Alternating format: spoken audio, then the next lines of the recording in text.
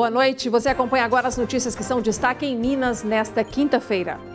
Tragédia de Brumadinho chega aos 3 meses de buscas e o sofrimento das famílias continua grande, à espera de notícias por 37 desaparecidos e por punições. E hoje, deputados estaduais ouviram o depoimento de sobreviventes da Lama da Vale na CPI das barragens. Justiça Federal decide não processar por homicídio os envolvidos na tragédia com a Lama da Samarco em Mariana. E esse é o assunto do nosso comentarista Carlos Lindenberg.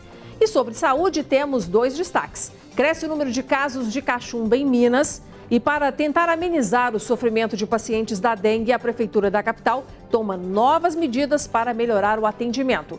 E hoje é quinta-feira, dia da nossa agenda cultural, para você escolher o passeio do final de semana. E não se esqueça que estamos transmitindo o nosso jornal também ao vivo pelo Facebook na página da TV Band Minas.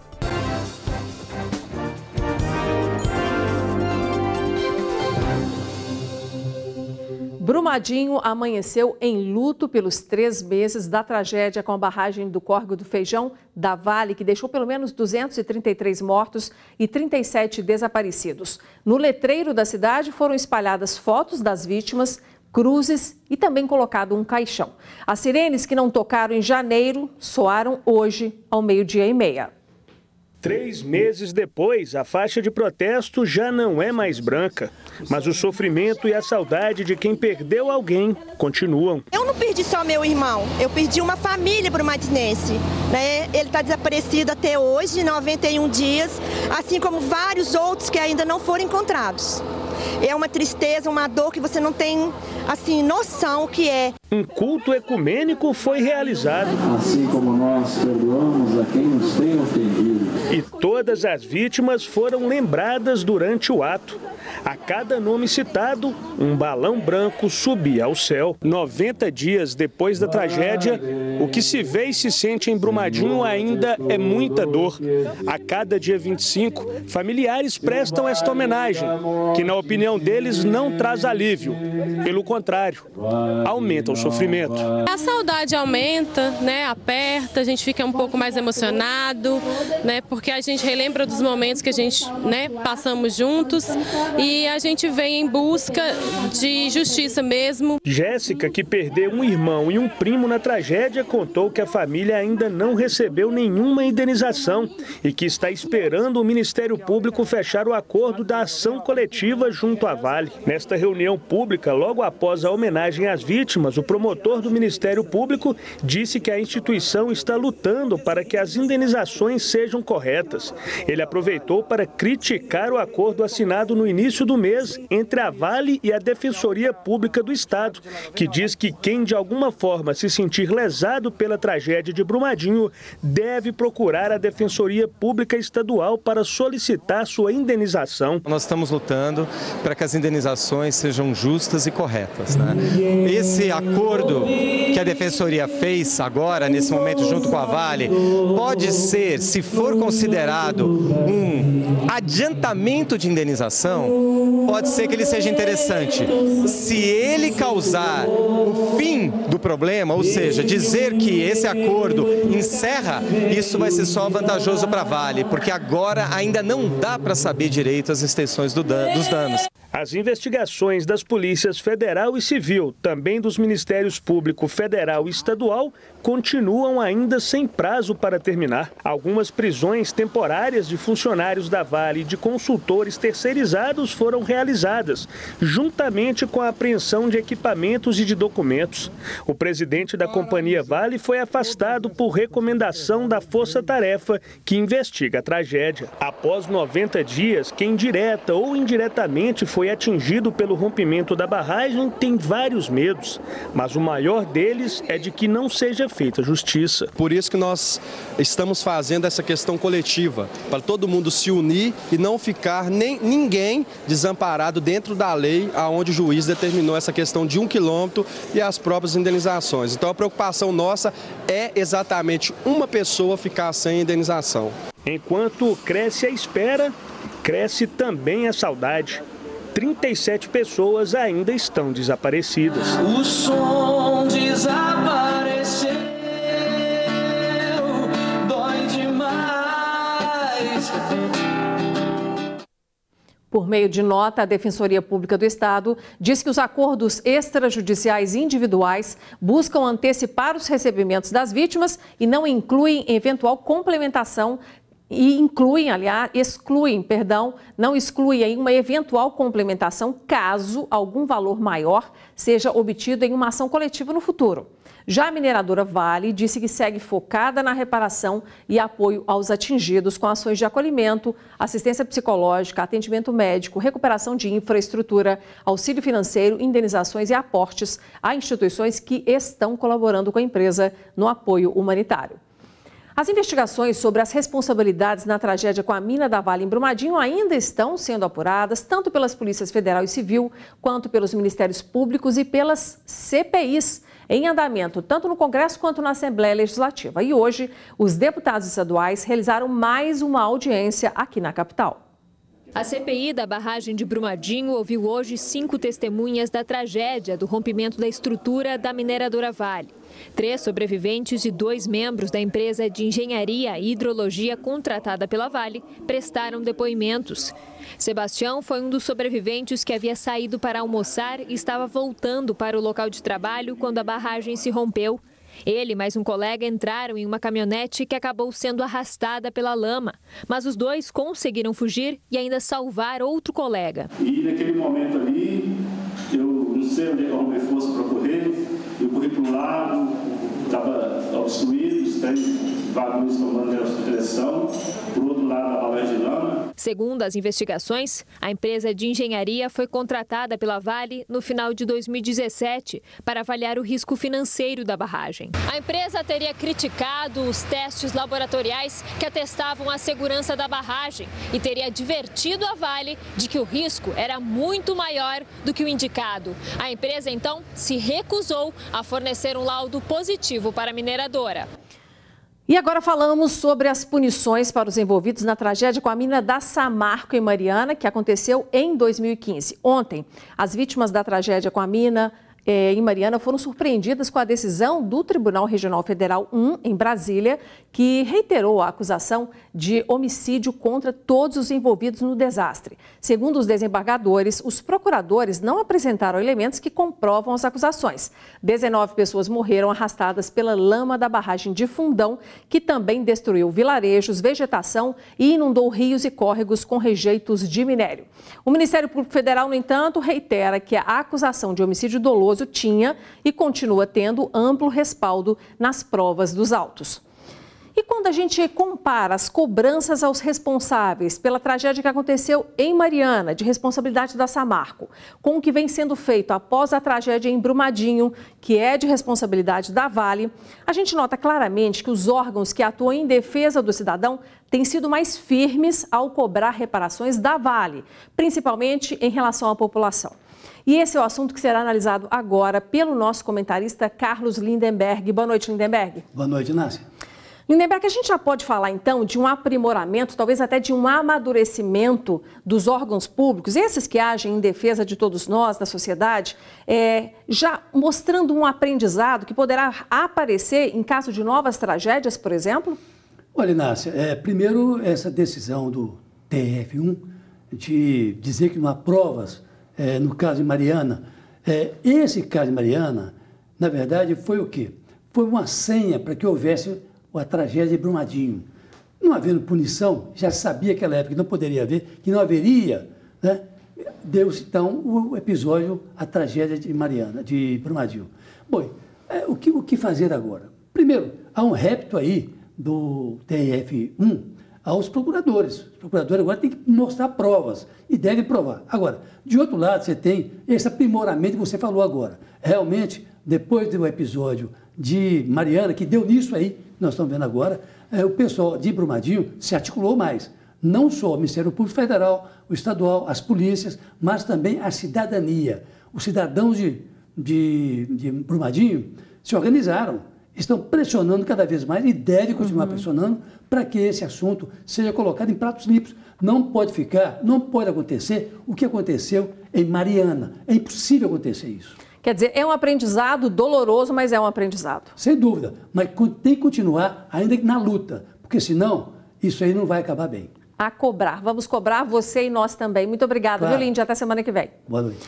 Bom, gente, a Polícia Federal cumpriu hoje mandados de prisão e de busca e apreensão aqui em Minas. Isso dentro de uma operação que investiga crimes de corrupção e de extração ilegal de madeira lá na Amazônia. Servidores de órgãos ambientais, engenheiros ambientais e proprietários de madeireiras estariam envolvidos nesse esquema. Os agentes também cumpriram mandados em mais 7 estados. Agora, ouça essa história. Uma criança de 3 anos de idade chegou em casa depois da aula carregando uma sacolinha cheia de cocô amarrada na mochila, isso junto com material escolar. Essa criança vinha da creche e por que essa sacolinha estava com ela? Nós vamos descobrir agora com a repórter Luciana Viana.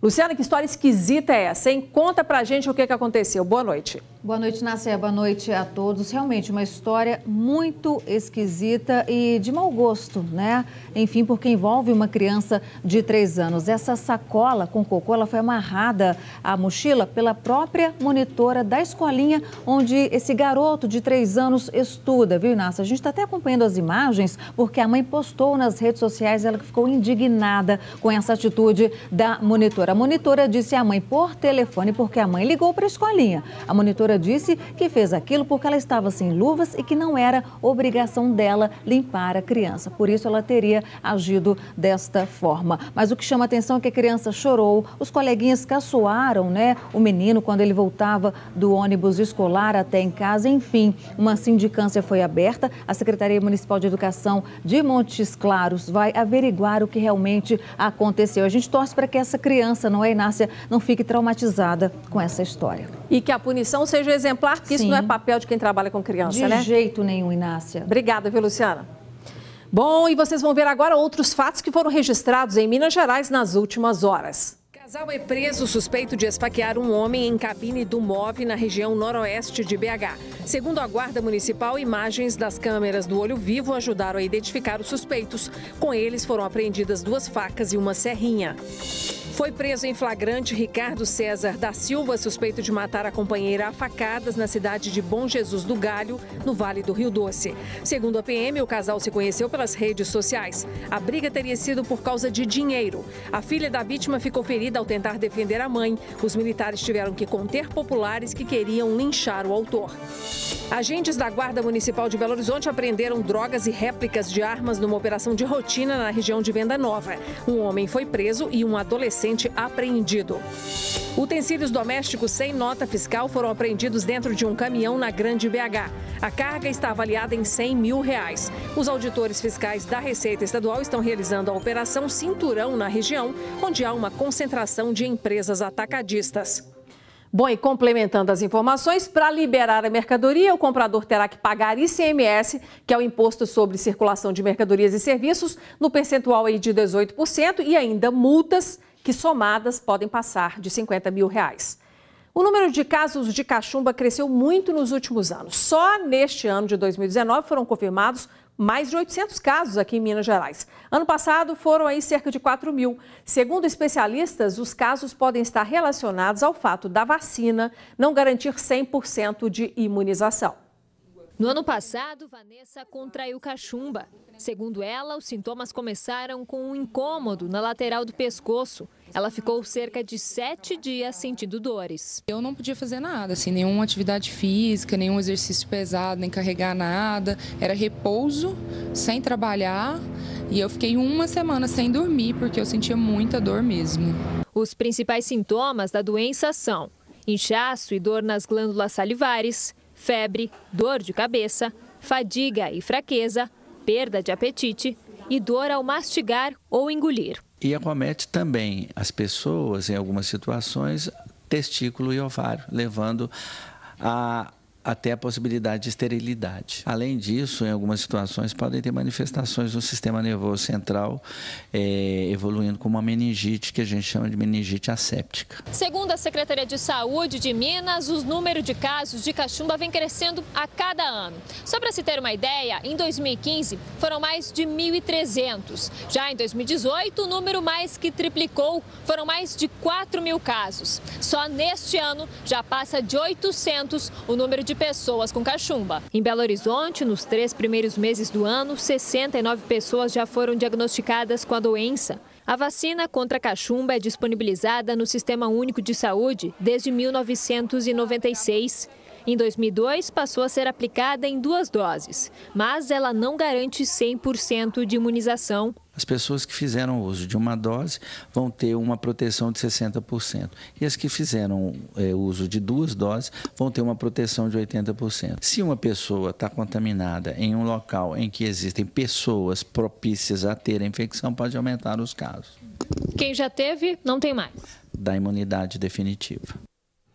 A Prefeitura de Santa Bárbara, cidade da região central de Minas, está realizando um fórum para discutir soluções para os problemas da cidade. O 4º Fórum de Gestão Pública fala da Gestão 5.0, que prepara os municípios para colocar em prática um modelo de cidades inteligentes a partir de uma maratona de desafios. As discussões se apoiam no IGMA, o Índice de Gestão Municipal Áquila, que trabalha com 5 pilares: integridade pública, eficiência fiscal e transparência, saúde e qualidade de vida, desenvolvimento social, econômico e sustentável e ainda educação e infraestrutura e mobilidade urbana. O evento segue até amanhã. E veja no próximo bloco, a Avianca cancelou 48 voos previstos para o Aeroporto Internacional de Belo Horizonte, isso até semana que vem.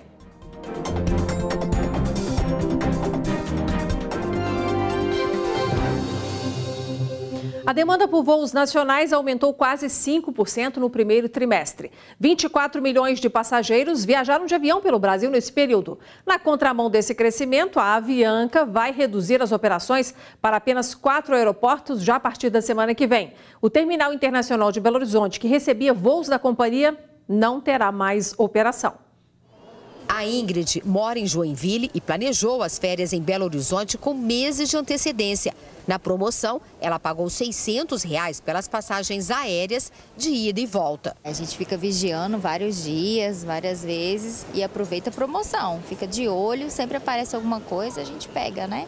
O Flávio decidiu vir do Rio de Janeiro para a capital mineira sem muito planejamento.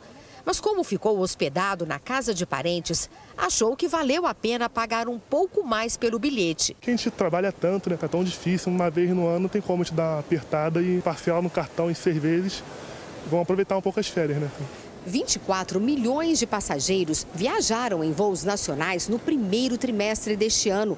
1 milhão a mais do que no mesmo período de 2018.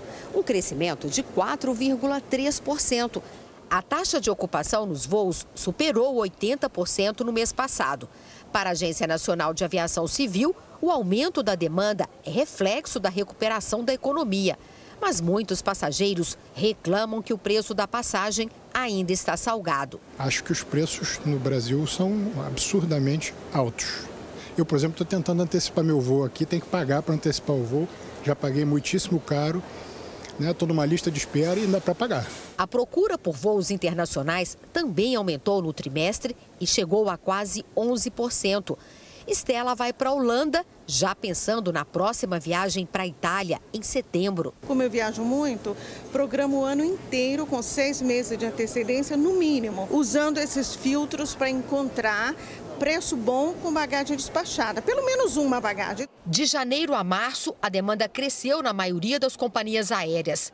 A Avianca teve o pior resultado, queda de 7,5%. Em dezembro, a empresa entrou com pedido de recuperação judicial.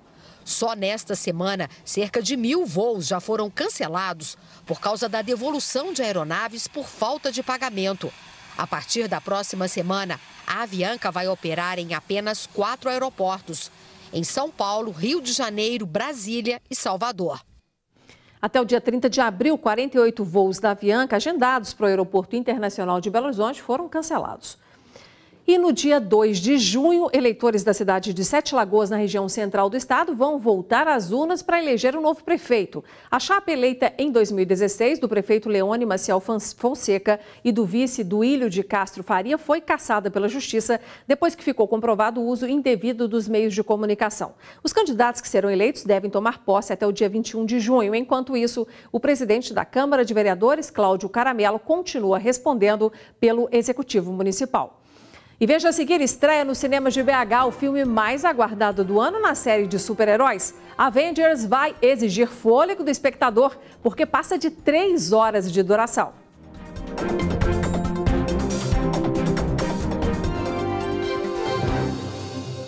Estamos de volta e o assunto é a saúde pública. 3 centros de atendimento à dengue serão criados para atender pacientes com sintomas da doença aqui na capital. As estruturas serão montadas no Barreiro, região com maior número de casos, em Venda Nova e também na região Nordeste. Segundo o prefeito Alexandre Calil, a defasagem nos atendimentos em UPAs e centros de saúde é consequência da falta de repasses do governo do estado. Recepção lotada e pessoas aguardando do lado de fora. Este tem sido o cenário nas UPAs, unidades de pronto atendimento em Belo Horizonte. É muita tristeza pra gente, né? Chegar numa UPA passando mal, ver a situação que tá um caos. Todas as UPAs estão lotadas, você fica pulando de uma para uma, tentando achar uma que tenha menos quantidade de pessoas. De acordo com a prefeitura, há hoje 80 vagas de médicos e enfermeiros para ajudar no atendimento à população, mas há dificuldade para preenchê-las. Alexandre Calil afirma que a superlotação também pode ser explicada pelo fato de que pacientes de outras cidades buscam atendimento na capital. Morreram 2 pessoas em Belo Horizonte, né? Uma delas é residente de Birité.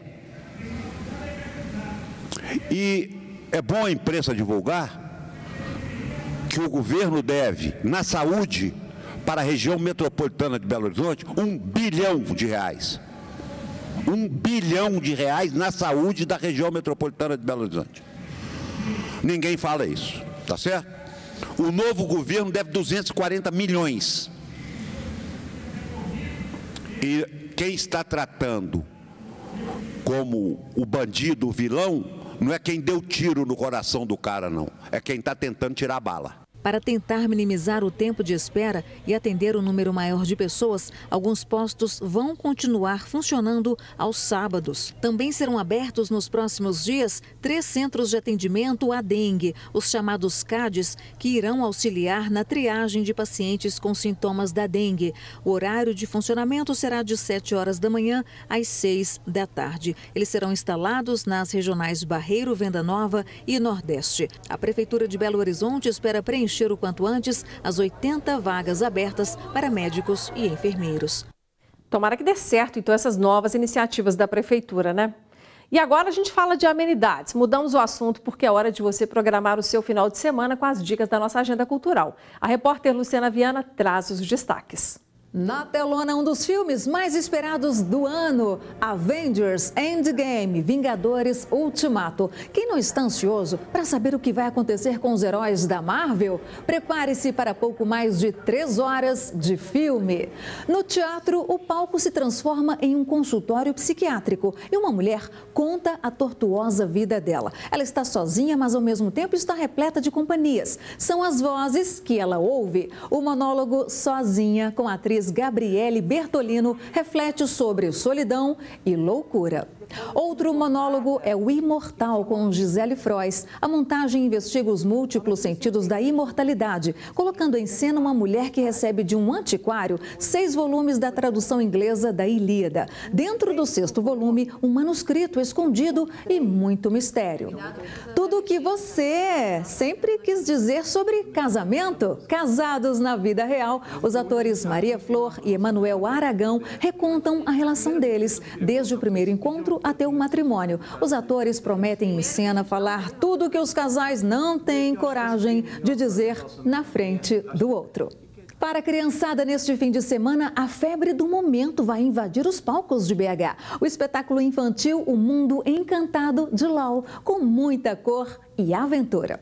Ainda Pluft, o fantasminha que vive no sótão de uma casa, com uma divertida família de fantasmas. Mas a tranquilidade do lugar termina quando um pirata aparece no pedaço.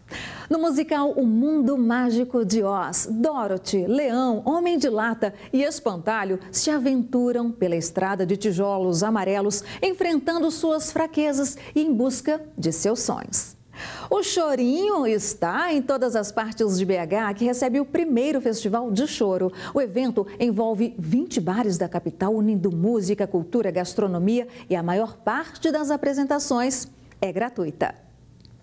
Depois de quase 4 anos longe dos palcos, o grupo Los Hermanos coloca o pé na estrada e BH está na rota, tá?